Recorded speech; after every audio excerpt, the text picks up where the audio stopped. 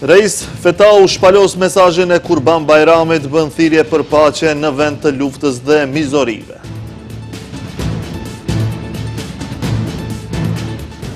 Rikthehet kaosi në stacionet e autobuseve, kompanitë private bojkotojnë orarin për shkak të pagave.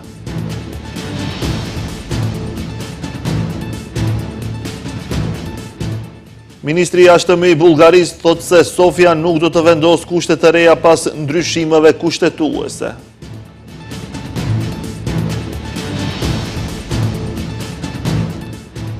Zëvendës kryeministri Izzet Mexhiti nuk e përjashton mundësinë që Mendu Thaçi t'i bashkohet qeverisë.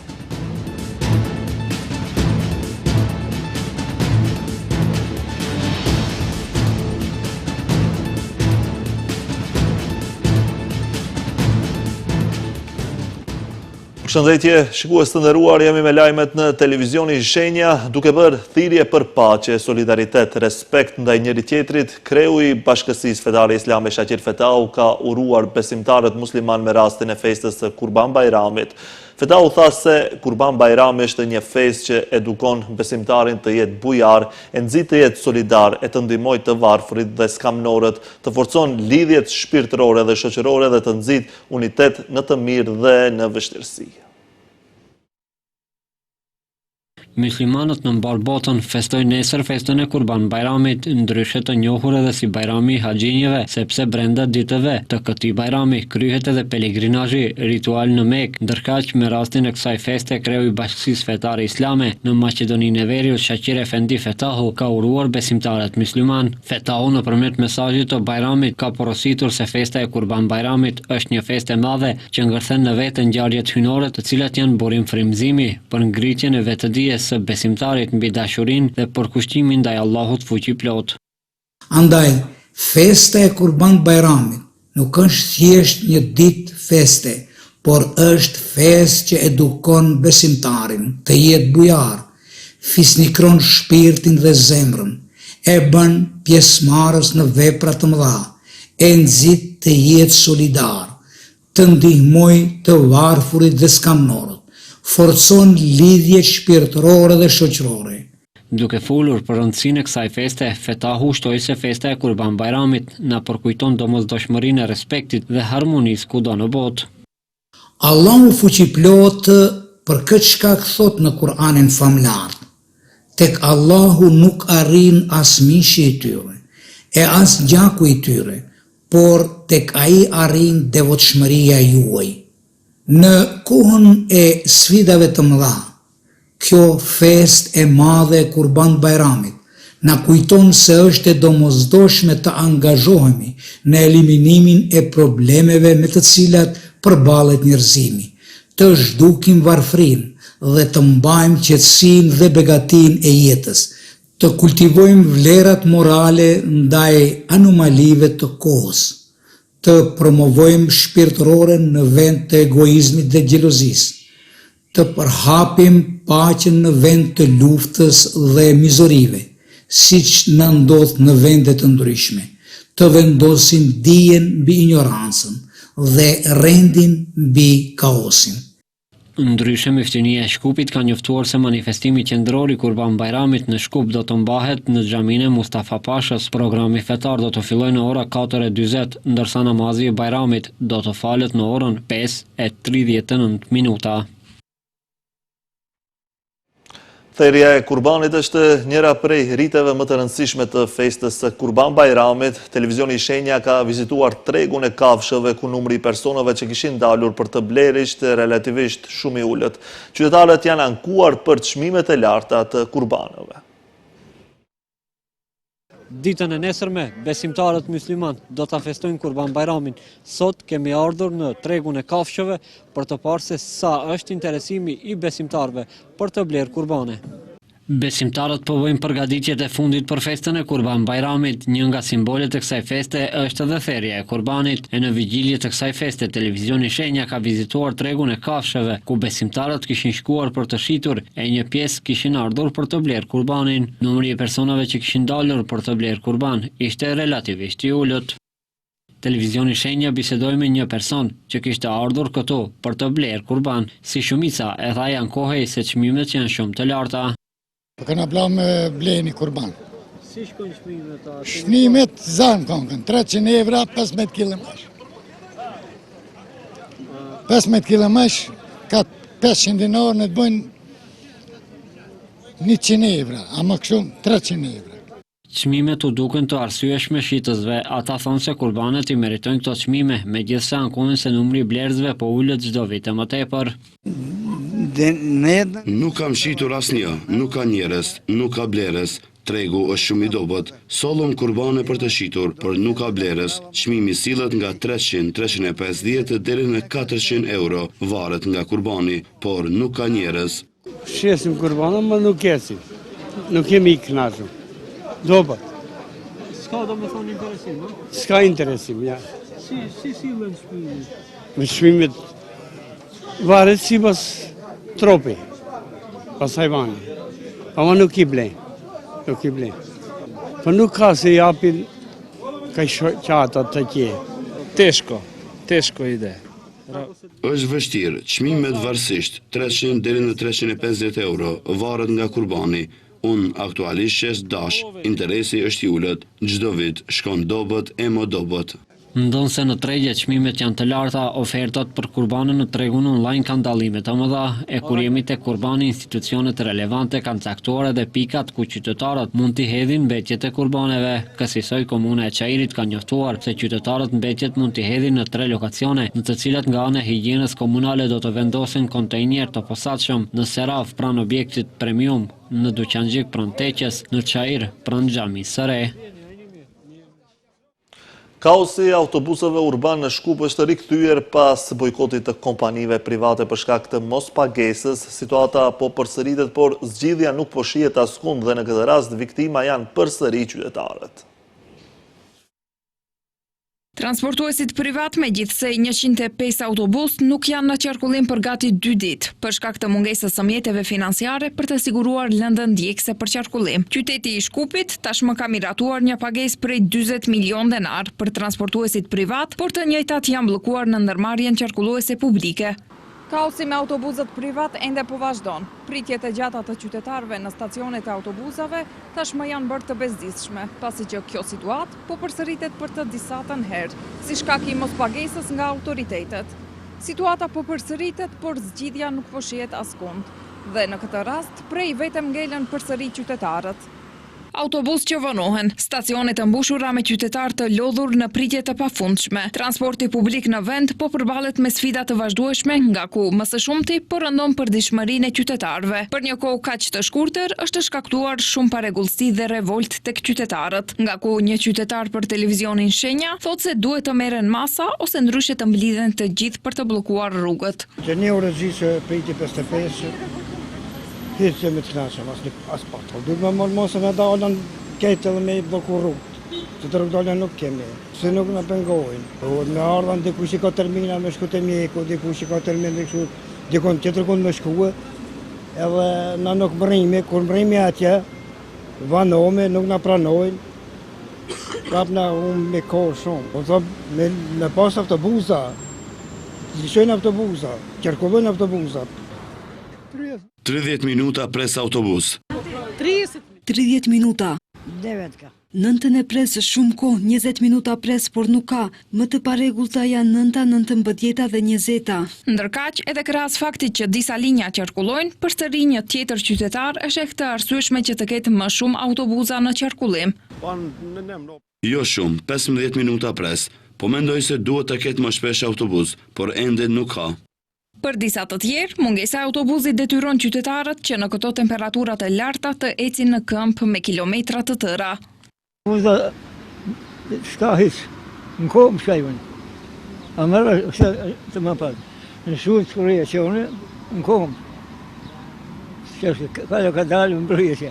Ndërkaq, qytetarët u drejtojnë autoriteteve duke thënë që të gjejnë zgjidhje sa më parë që të mundet dhe të mos ketë më parregullsi të këtij lloji, pasi që, siç thonë ata, transporti është një element bazë për të funksionuar shoqëria.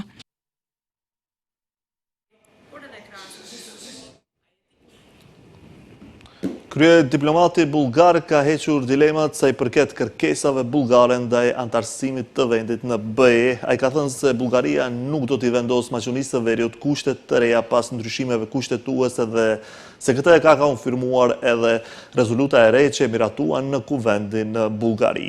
Ai tha se kjo rezolutë është një komponent i rëndësishëm se Sofia nuk ka dhe nuk mund të ketë kushte dhe kërkesa shtesë për pranimin e vendit në BE.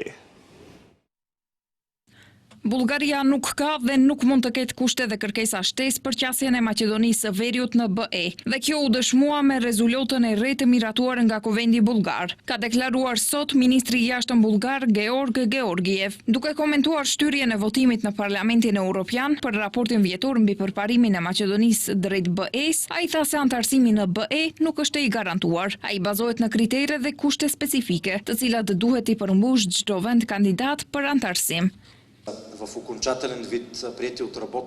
Ky është një sinjal i qartë dhe i mjaftueshëm i qëndrueshmërisë son, një konfirmim i mesazheve që kemi transmetuar gjithmonë, dhe me këtë ne i përgjigjemi nga pozicioni më i lartë shtetëror në Bullgari, të ashtu quajtura shqetësime të partnerëve dhe miqve tan, por tek kufirit perëndimor, të cilët kanë shprehur vazhdimisht shqetësimin e tyre se nëse ata ndryshojnë kushtetutën e tyre, Bullgaria mund të vendosë kushte shtesë. Kjo nuk ka qenë, nuk është dhe nuk do të jetë as në këtë rast. Ai mëtej ka shtuar se Bullgaria është e shqetësuar nga deklaratat e kryeministrit Hristian Mickoski, i cili, siç thot ai, i lejoi vetes të publikonte gjëra që vijnë nga kuzhina e organit të pavarur legjislativ evropian. Georgiev tha se qëndrimi i tyre ka qenë gjithmonë i ndershëm dhe i hapur. Това са част от мерките, които обсъдихме. Ne gjithmonë kemi thënë se integrimi evropian i vendeve të Ballkanit Perëndimor përfshir Republikën e Maqedonisë së Veriut është si në interesin ton ashtu edhe në prioritetin ton, një investim në arkitekturën e përbashkët të sigurisë së të gjithë rajonit. Megjithatë, ne duam që të respektohet parimi i meritave tona. Ne këmbëngulim në zbatimin e konsensusit të vitit 2022, sepse është ai që mat në mënyrë cilësore dhe objektive progresin e vendit. Në një letër drejtuar kolegëve të tyre, eurodeputetët bulgar shprehën dyshime për integritetin e raportit dhe raportuan paregullsi, duke përfshirë rrjedhje të paautorizuar dhe të parakohshme të informacionit të brendshëm parlamentar, elementeve kryesor të draft dokumentit dhe amendamenteve kompromisuara drejtuar autoriteteve të Republikës së Maqedonisë së Veriut. Mediat bulgare ndan si shembull deklaratën e kryeministrit Mickoski të datës 1 qershor, se ai ishte njohur me raportin në detaje të mëdha paraprakisht. Qeveria ka përdorur të dhënat e fundit të entit shtetëror të statistikave për të deklaruar se politikat qeveritare po sigurojnë rritje ekonomike. 3.2% është rritja e prodhimit të brendshëm bruto për tremujorin e parë të vitit 2022. Me këtë, Maqedonia e Veriut renditet ndër 5 ekonomitë me rritje më të shpejtë në Evropë, thekson qeveria. Pavarësisht lëvizjeve të fundit politike, zëvendës kryeministri Izet Megjiti thotë se shumica qeverisëse është stabile dhe se pritet të rritet edhe me deputet tjerë nga fronti evropian. Megjiti nuk e përjashton mundësinë që edhe kreu i PD-s Mendu Thaçi t'i bashkojë qeverisë. I pyetër në lidhje me deklaratën e kryetarit të ASH-s Zjadin Sela se nëse Struga nuk ju takon atyre në zgjedhjet lokale, atëherë Fronti Evropian nuk ka kuptim. Megjiti tha se në 10 vitet e fundit BDI mbijeton me përçarjen e opozitës dhe kjo po vazhdon për ta përçarë faktorin shqiptar. Mirë, po ka një rregull, ai që përçan në fund përfundon nga përçarja. Ndërkaq, sa i përket modelit për një njësi zgjedhore, zëvendës kryeministri tha se janë duke diskutuar brenda koalicionit, ku ka shumë mendime të ndryshme, ndërsa ditët në vijim tha se do të dalin me qendrim konkret. Drejtues të institucioneve shëndetësore kanë folur në gjendjen për sistemi shëndetësor ku po trajton dhe të lënduarit në tragjedinë në Koçan. Drejtori i Fondit të Sigurimeve Shëndetësore Sasho Klekovski informoi se 12 nga të lënduarit ende po marrin trajtim spitalor. Po bën gati 2 muaj nga tragjedia e kopshme që ndodhi në Koçan, ku jetën e humbën 62 persona, kryesisht të rinj, ndërsa afro 200 personat e tjerë u lënduan. Disa prej tyre ende po ballafaqohen me lëndimet e marra nga zjarri i tmerrshëm që kaploi diskotekën Puls. Sot, drejtori i Fondit të Sigurimeve Shëndetësore Sasho Klekovski në tribunën Koçani është prioriteti ynë, e cila u mbajt një qeveri dhe ishte i dedikuar për tragjedinë në Koçan, informoi se 12 nga të lënduarit ende po marrin trajtim spitalor. Kemi 38 të lënduar që marrin fasha dhe trajtime të ngjashme, 4 në 8 shtator, 26 janë në Shën Naumi Ohrit, 5 janë në Koçan dhe 3 janë në Sistina. 46 persona po i nënshtrohen terapisë fizike, të gjithë janë në Koçan.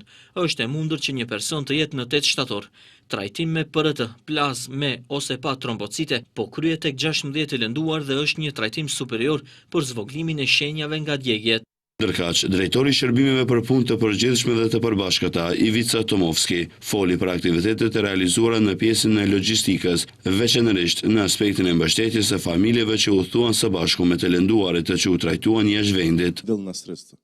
Atë ditë fatkeqe në takim koordinues për kriza, qeveria ngarkoi shërbimin për punë të përgjithshme dhe të përbashkëta, të jetë logjistik dhe mbështetje për njerëzit që do të trajtohen jashtë Maqedonisë. Këtu do doja të shpreh një falënderim të madh për Ministrinë e Punëve të Jashtme dhe Ministrinë e Mbrojtjes, të cilat ishin mbështetje logjistike në terren, veçanërisht jashtë vendit, si dhe për të gjithë ambasadorët që ishin mbështetja jon dhe mbështetje për pacientët. Ai deklaroi se më njëherë u publikua numri i telefonit, i cili edhe sot është në dispozicion për të gjithë personat që u prekën nga kjo fatkeqësi. Tomovski informoi se nga rezervat e buxhetit të shtetit janë ndarë 30 milion denar për të ofruar ndihmë për transportin dhe akomodimin e personave shoqërues të këtyre pacienteve dhe se deri në këtë moment janë shpenzuar 21 milion denar nga paratë shtetërore. Zyrtarët janë duke përgatitur strategji të re arsimore, e cila do të jetë e vlefshme nga viti 2026 deri në vitin 2032. Dokumenti duhet të sigurojë vazhdimsinë e saj që ka qenë e mirë deri më tani të modifikojë atë që nuk i ka përmbushur plotësisht pritjet. Ministri e Arsimit dhe Shkencës Vesna Anevska në takimin e sotëm me përfaqësues të institucioneve të ndryshme arsimore dhe partnerë ndërkombëtar të Ministrisë së Arsimit dhe Shkencës ka njoftuar se ka filluar hartimi i strategjisë së re arsimore, e cila do të jetë e vlefshme nga viti 2026 deri në vitin 2032. Ajo tha se dokumenti duhet të sigurojë vazhdimsinë e asaj që ka qenë mirë deri më tani, të modifikojë atë që nuk i ka përmbushur plotësisht dhe të mundësoj integrimin e trendeve dhe standardeve të reja globale arsimore. Strategjia do të përqendrohet në sigurimin e qasjes së barabartë në arsim cilësor për të gjithë, përfshirjen kujdesin për shëndetin e mirë mendor dhe fizik të të rinjve, harmonizimin e politikave arsimore me tregun e punës, digitalizimin, shkrimleximin digital dhe mediatik, si dhe zbatimin e teknologjive të reja. E pyetur për shkolla që zbatojnë mësimin në një ndërim, Janevska paralajmëroi që gjatë muajve të verës do të punohet në zgjerimin e kapaciteteve të shkollave për t'u mundësuar nxënësve mësimin në një ndërim. Diku rreth 150 shkolla e kanë implementuar mësimin në një ndërim. Gjatë verës do të kemi aksione të mëdha të rikonstruimit të klasave. Do të fillojmë me ato shkolla të cilat për të zhvilluar mësimin në një ndërim ka nevojë vetëm edhe për 2, 3 apo 4 klasa. Ai plan tashmë është zbër. Momentalisht nuk mund të ju tregoj se cilat shkolla konkrete, por ka shkolla të tilla edhe në Shkup, po edhe në qytete tjera. Janevska tha se Republika e Maqedonisë së Veriut duhet urgjentisht të zbatojë ndryshime të mëdha, duke pasur parasysh, siç tha ajo, se edhe Komisioni Evropian ka bërë vërejtje për zhvillimin e ngadalë të arsimit në vitet e fundit. Gjykata penale ka miratuar aktakuzën për keqpërdorime në klinikën e onkologjisë në Shkup, ku përfshihen ish-drejtorët e klinikës Nino Vasev dhe Nehat Nuhi. Në aktakuzën përfshihen edhe 3 onkologë. Gjykata penale informoi se ankesa e mbrojtjes është refuzuar dhe aktakuza është miratuar, kështu që kjo çështje do t'i caktohet një gjykatësi përmes sistemit AKMIS për procedura të mëtejshme dhe do të caktohet një datë për seancën e parë kryesore. Vasev akuzohet për 2 vepra penale, shpërdorim detyre dhe rrezikim të shëndetit të pacientëve, ndërsa 2 onkolog akuzon gjithashtu për ofrimin e terapisë për pacientët pa arsye mjekësore.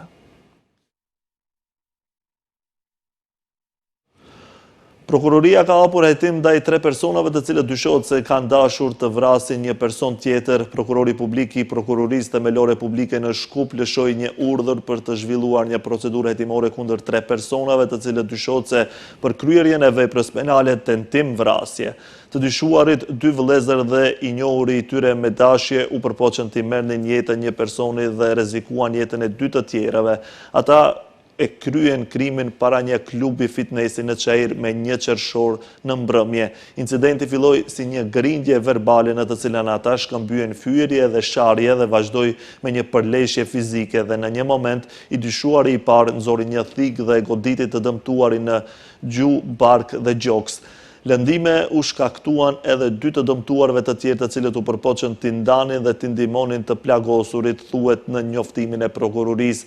Nga atje shtojnë se prokurori publik i paraqiti gjykatësit të procedurës paraprake një propozim për caktimin e paraburgimit për 3 të dyshuarit.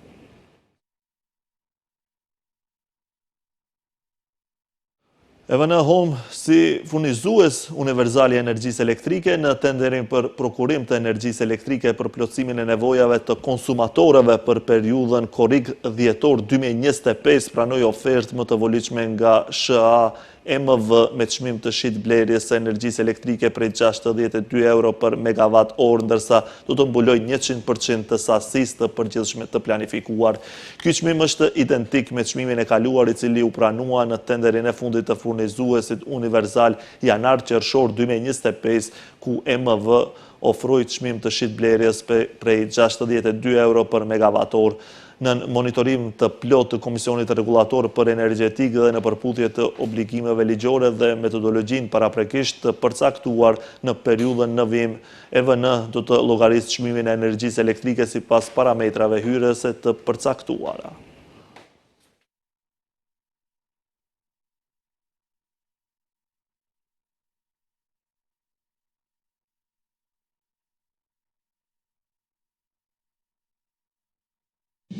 Ky ishte lajmi i fundit për këtë edicion informativ. Faleminderit për vëmendjen. Bashkë mirupafshim.